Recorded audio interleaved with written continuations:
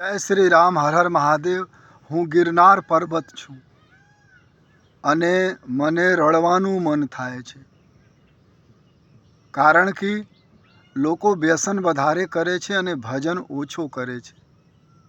ભજનમાં મન નથી લાગતો, વ્યસનમાં મન લાગે છે. આથી હું રડું છું. હું ગિરનાર પર્વત છું. લોકો પરિક્રમા કરવા તો આવે, પણ મોજ શોખ માટે આવે, ભક્તિ કરવા માટે બહુ ઓછો આવે છે.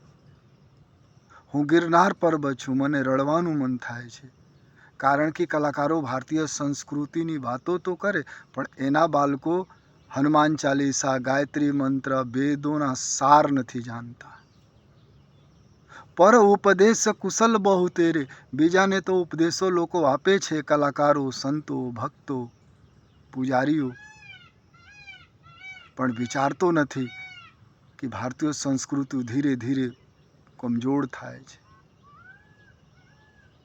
શું કારણ છે કે દુનિયામાં મોટામાં મોટા સનાતન મંદિર કંબોડિયામાં છે, ત્યાં આજ સનાતન સંસ્કૃતિ નથી. બાંગ્લાદેશમાં સનાતનીઓ રડે છે અને હું શું કરું છું? મારું આત્મા રડે છે. કોઈ બોલતો નથી, કોઈ સમજાવતો નથી મને કે શું કારણ છે કે અમુક દેશોમાંથી સનાતન સંસ્કૃતિ ધીરે ધીરે ગાયબ થાય છે.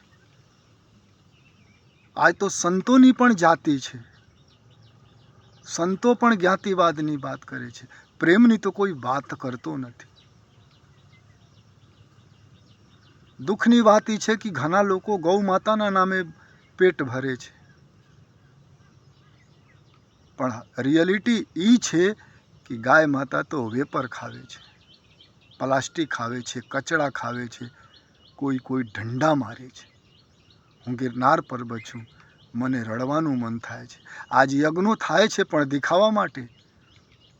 आज से 50 बरस पहले, 100 बरस पहले पूरा एशिया खंडમાં સનાતન સંસ્કૃતિ ફલતા ફૂલતા હતા. આશ્રમોમાં હવન સવેરે સવેરે થતા. આજ હવન નથી થતો. સવેરે ઉઠીને પંચાયત થાય છે. સંતો માટે બધા પ્રિય હતા, પણ આજ તો સંતો પક્ષપાત કરે છે. હું ગિરનાર પર્વત છું, મને રડવાનું મન થાય છે.